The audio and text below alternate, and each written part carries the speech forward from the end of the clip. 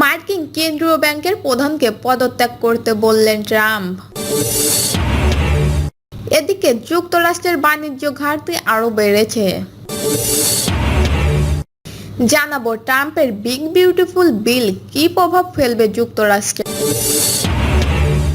জানিয়ে দেব সব ধরনের সমুদ্রাস্ত্রের উৎপাদন বাড়ানোর ঘোষণা রাশিয়ার। এবং সর্বশেষ জানাবো উড়ছে না ব্রিটিশ যুদ্ধবিমান F-35B, ভারতে আটকা 19 দিন। শুনছিলেন সংবাদ শিরোনাম, এবারে বিস্তারিত। মার্কিন কেন্দ্রীয় ব্যাংকের প্রধানকে পদত্যাগ করতে বললেন ট্রাম্প।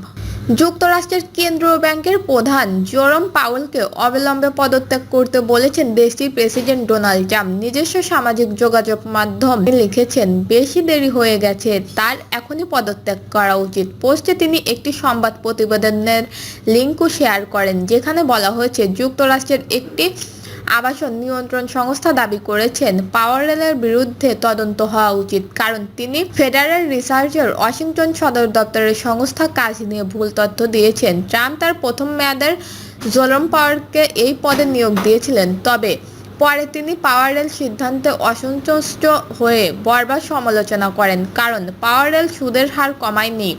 তবে পাওয়েলকে সরানোর ক্ষমতা প্রেসিডেন্টের আদৌ আছে কিনা এটা কখনো স্পষ্ট করে বলা যাচ্ছে না।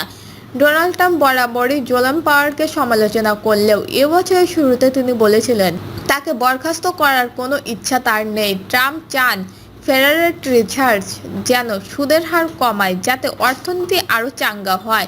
পাওয়েল মঙ্গলবার বলেন, ট্রাম্পের শুল্ক নীতি না থাকলে কেন্দ্রীয় ব্যাংক আগেই সুদের হার কমিয়ে দিত। পর্তুগালের এক বৈঠকে তাকে জিজ্ঞাসা করা হয়, এবছরে যদি ট্রাম্পের শুল্ক বাড়ানোর ঘোষণা না আসতো তাহলে কি ফেডারেল রিসার্চ আবারও সুদের হার কমাতো? পাওয়েল জবাব দেয়, আমার মনে হয় হ্যাঁ। ট্রাম্প এবার পাওয়েলকে প্রত্যাখ্যানের বিষয় নিয়ে যা বললেন তা নিয়ে ফেডারেল রিসার্চ বিবিসির কাছে কোনো মন্তব্য করেনি বা রাজিও হয়নি।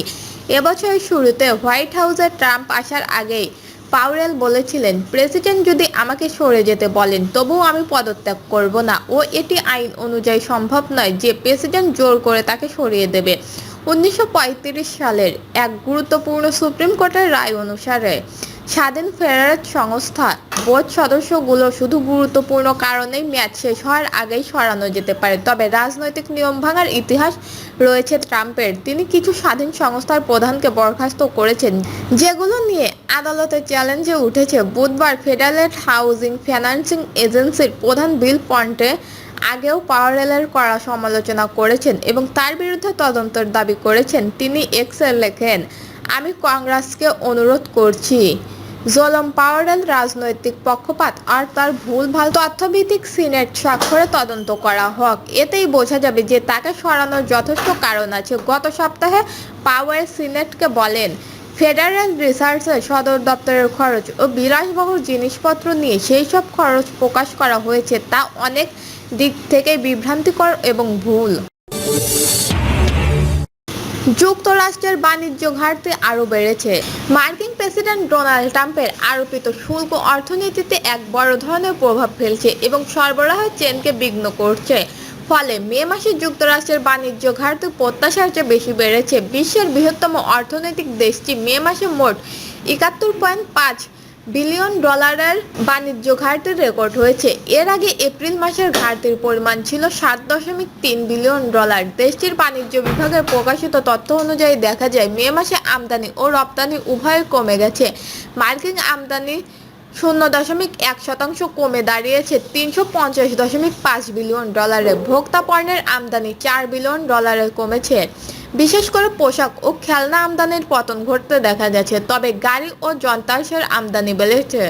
অন্যদিকে রপ্তানি $4.0% কমে $279.0 বিলিয়ন হয়েছে। শিল্প, কাঁচামাল এবং উপকরণ রপ্তানিতে বেশি পতন দেখা গেছে। যদিও ট্রাম্প এপ্রিল মাসে কিছু কঠোর শুল্ক থেকে সরে আছেন, তবে চীন থেকে আমদানিকৃত পণ্যের ওপর দ্বিগুণ হারে শুল্ক আরোপ করেন। ওয়াশিংটন এবং বেইজিং এর মধ্যে পাল্টাপাল্টি শুল্ক আরোপ সেই সময় তীব্র রূপ নেয়। অনেক ব্যবসা প্রতিষ্ঠান অনিশ্চয়তার কারণে পণ্য প্রেরণ বন্ধ করে দেয়। একে অপরের বাণিজ্য নিষেধাজ্ঞার মতো পরিস্থিতি হিসেবে দেখাচ্ছেন। পরবর্তী মে মাসের মাঝারি সময় যুক্তরাষ্ট্র ও চীন কিছুটা সমঝোতায় পৌঁছায় ও অস্থায়ীভাবে শুল্ক কমায়।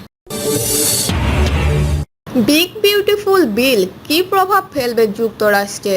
মার্কিন প্রেসিডেন্ট ডোনাল্ড ট্রাম্প বড় রাজনৈতিক জয় পেলেন বলাই যেতে পারে। দ্বিতীয়বার ক্ষমতায় আসার পর বিগ বিউটিফুল বিল পাশ করানোর ব্যাপারে সিনেটদের ওপর চাপ দিচ্ছিলেন তিনি। 4 জুলাই মধ্যে বিলটি পাশ করাতে চাচ্ছিলেন তিনি। শেষ পর্যন্ত সেই লক্ষ্য পূরণ হয়েছে মার্কিন প্রেসিডেন্টের। কিন্তু নতুন এই বিতর্কিত বিল নিয়ে তার নিজের দলের মধ্যেই প্রশ্ন আছে। জর্জ ওয়াশিংটন বিশ্ববিদ্যালয়ের রাজনৈতিক বিশেষজ্ঞ পিটার লেক বলেন, একটি বড় অংশের মানুষ এই বিলের বিরোধিতা করছেন কারণ নতুন আইনে আমেরিকানদের চিকিৎসা এবং সামাজিক নিরাপত্তার ওপর সরকারের যে ব্যয় ছিল তা কমিয়ে দেওয়া হয়েছে। দ্বিতীয়বার প্রেসিডেন্ট হওয়ার লড়াইয়ে নেমে নির্বাচনী প্রচারণা বারবার এই বিলের কথা বলছেন ট্রাম্প।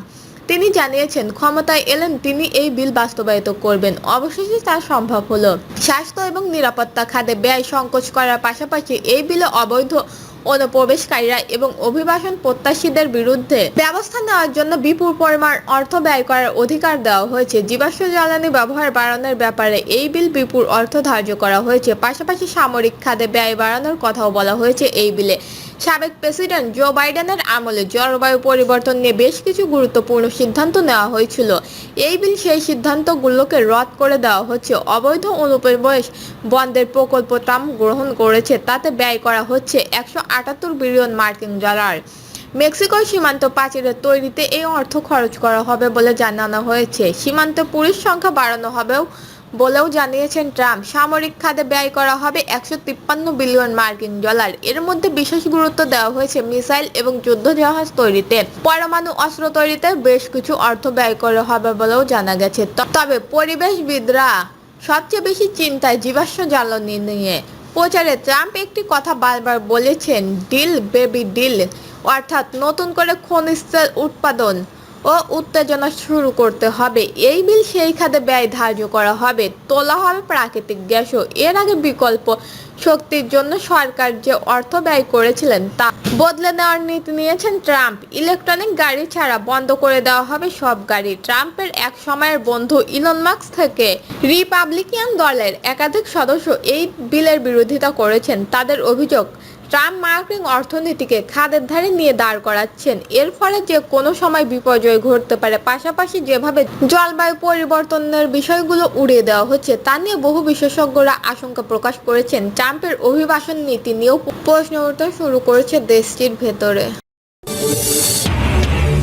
সব ধরনের সমরাস্ত্রের উৎপাদন বাড়ানোর ঘোষণা রাশিয়ার। সব ধরনের সমরাস্ত্রের উৎপাদন বাড়ানোর ঘোষণা দিয়েছে বিশ্বের অন্যতম বৃহৎ সমরাস্ত্র উৎপাদনকারী দেশ রাশিয়া। দেশটির শিল্প ও বাণিজ্য বিষয়ক কেন্দ্রীয় মন্ত্রী আন্তনো থিঙ্ক ট্যাঙ্ক সংস্থা Stockholm international piece research institute এক প্রতিবেদনে উল্লেখ করেছেন, সমরাস্ত্র উৎপাদন এই মুহূর্তে বিশ্বের তৃতীয় স্থানে আছে রাশিয়া। প্রথম এবং দ্বিতীয় স্থানে যথাক্রমে যুক্তরাষ্ট্র ও ফ্রান্স। প্রসঙ্গ, আয়তনের দিক থেকে বিশ্বের বৃহত্তম দেশ রাশিয়ার প্রতিরক্ষা বাহিনীর আকারও অনেক বড়। বিশাল এই প্রতিরক্ষা বাহিনী রাশিয়াকে এমনিতেই বিপুল পরিমাণ সমরাস্ত্র তৈরি করতে হয়। দর্শক, এই ছিল এখনকার সর্বশেষ নিউজটি ভালো লাগলে একটি লাইক দিন, কমেন্টে আপনার মতামত জানান এবং আমাদের পাশে থাকার জন্য বেল বাটনটি অন করে রাখুন। ধন্যবাদ।